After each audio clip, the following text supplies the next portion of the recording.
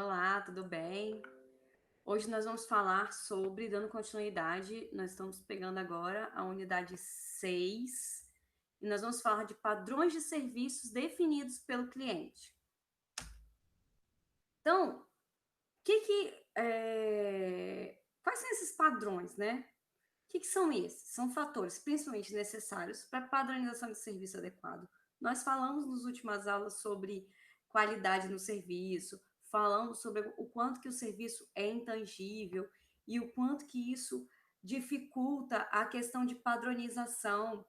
Só que, é claro, existem alguns tipos de padrões, né? Tanto que a gente ouve muito as pessoas falarem, né? Padrão de qualidade, padrão de serviço. Existem empresas que fizeram padronizações e é um pouco sobre isso que nós vamos falar hoje. E aí o desenvolvimento de padrões de serviço definidos pelo cliente. Aí nós vamos ver alguns exemplos também. Então, qual o objetivo? Diferenciar entre os padrões de serviços definidos pela empresa e os definidos pelo cliente. Diferenciar entre os rígidos e os suaves. Explicar o papel crítico dessa sequência. Ilustrar um pouco como traduzir as expectativas do cliente e o processo de desenvolvimento dos padrões. Então, a FedEx, por exemplo, ela é reconhecida como uma empresa que tem um padrão de qualidade altíssimo.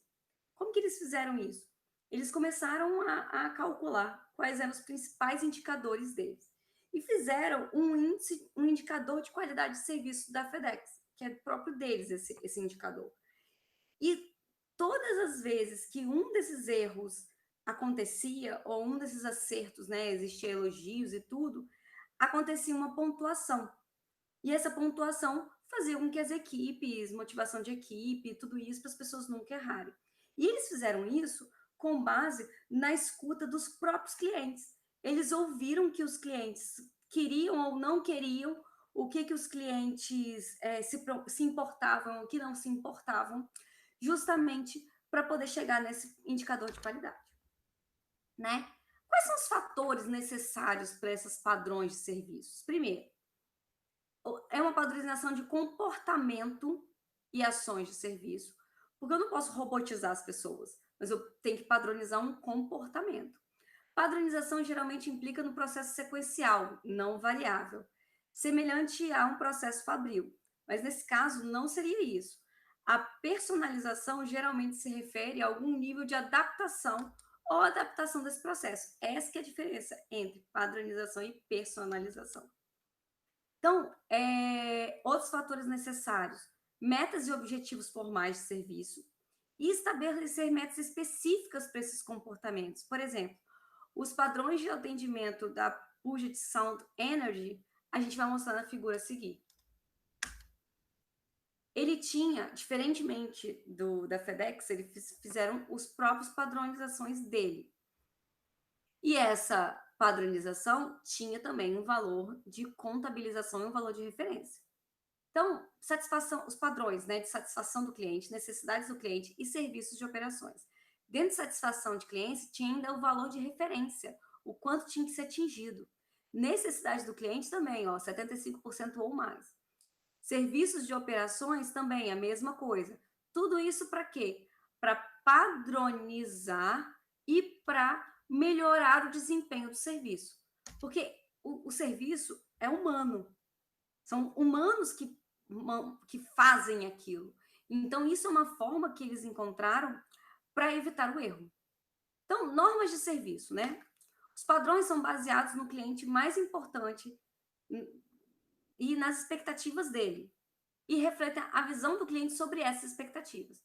E aí, existem duas fontes de você gerar esses padrões. Um são os clientes que definem, e o outro são a empresa que define, que a gente nunca indica como ideal. Tô com sono, viu? Tô cansada. Já é feriado, né? Então, dentro dos padrões definidos pelo cliente, eu tenho algumas fontes, como expectativa do cliente, o modelo do processo do cliente, as observações dessa experiência do cliente. E dos definidos pela empresa, vai implicar em produtividade, redução de custo, os modelos de processo da empresa e a visão da empresa sobre a qualidade. Mas o que é ideal? é que a visão seja do cliente, nunca da empresa. Então, uma citação de Albert Einstein para traduzir o que eu estou querendo fazer: nem tudo que conta pode ser contado, nem tudo que pode ser contado conta. Então, às vezes, pequenas ações que o cliente se importa e a empresa se importa, e a empresa às vezes não se importa, ou é um custo muito alto para a empresa, mas para o cliente é algo que importa muito, é preferível você adotar aquela atitude para você permanecer com aquele cliente do que você ignorar isso. E aí, entrando nos padrões, existem as normas e medidas difíceis e as leves. As difíceis pode ser o quê? Coisas que podem ser cronometradas. Exemplo, o McDonald's tinha muito isso. O lanche pode sair em tantos minutos. Os padrões de atendimento do McDonald's, não sei se vocês já ouviram falar sobre isso, eles tiveram toda uma mudança, né? Principalmente porque não há uma fiscalização como existia antes. Mas quando ele foi criado, tem postilas sobre isso, as pessoas faziam uma universidade, a Universidade do McDonald's, iam para São Paulo para serem treinadas, universitários. Isso quando o McDonald's veio para o Brasil. Se vocês quiserem pesquisar sobre isso, na década de 90, tem muita coisa sobre isso. É um assunto interessante. Então, coisas que podem ser contadas, cronometradas, observadas através de auditorias, tempos e números de eventos. Isso é muito difícil, mas às vezes é necessário. E algumas medidas leves que toda empresa já pode adotar, que são medidas baseadas em opinião, que não podem e devem ser observados, e devem ser coletados conversando com o cliente, percepções, crenças, coisas que eles acreditam, coisas que eles observam, que já podem ser mudadas. E aí, nós vamos chegar agora nos exemplos de alguns padrões rígidos definidos pelo cliente, que é isso que nós estamos falando. Então, por exemplo, FedEx, né? Prioridade dos clientes, a entrega a um prazo combinado.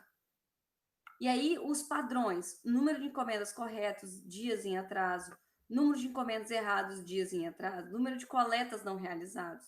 Isso aqui são padrões que os clientes disseram que são importantes.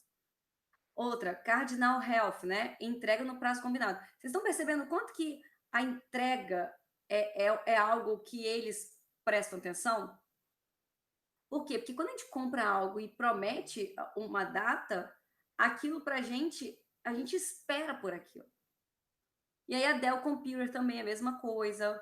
Outras coisas, funcionalidade do computador, resolução de problemas, solução rápida, imediata. Ó. Departamento de Seguridade Social, acesso telefônico. Ou seja, atendimento rápido de telefone. Por quê? Porque aqui é gente, provavelmente gente mais humilde. Southwest Airlines, confiabilidade, ou seja, vai chegar na hora. Responsividade de reclamações, não sei se vocês têm o hábito de viajar de avião, mas a Gol, por exemplo, toda vez que ela vai decolar um avião, ela fala em normas, com o nosso cliente, nós estamos decolando na hora. E quando vai chegar antes, eles fazem questão de falar isso. Por quê? Porque eles já perceberam que isso é algo que as pessoas se importam. Ó, tem outra coisa aqui, ó. Empresa de óculos, menor tempo na fabricação de óculos, revelação de foto em 1 hora, entrega rápida, entrega certa. Por quê? Porque além da entrega rápida, existe muito aquela questão da entrega errada, de você entregar um produto errado. Continuando, a empresa de energia elétrica, o que a empresa definiu? Confiabilidade. E o cliente? Duração de blackouts em tempestade, frequência dos blackouts, percentual de visitas domiciliares. Outra coisa, responsividade. Percentual de telefonemas atendidos dentro de 30 segundos. E aí ainda tem as APOS, né?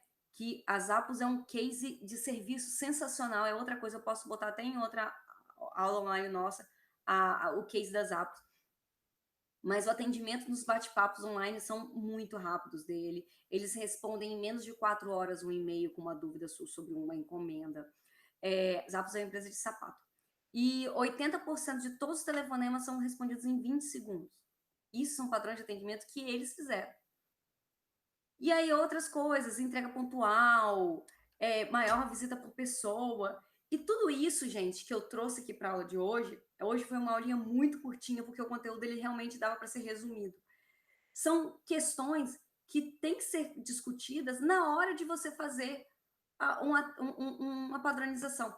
Será que essa padronização ela tem que ser feita pela empresa ou ela tem que escutar os clientes?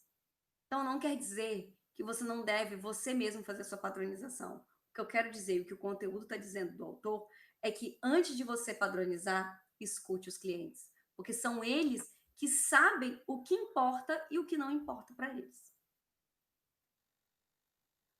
Nossa aulinha de hoje é muito rápida. O Rômulo foi buscar água, que você conseguiu pegar a aula, Rômulo, porque ela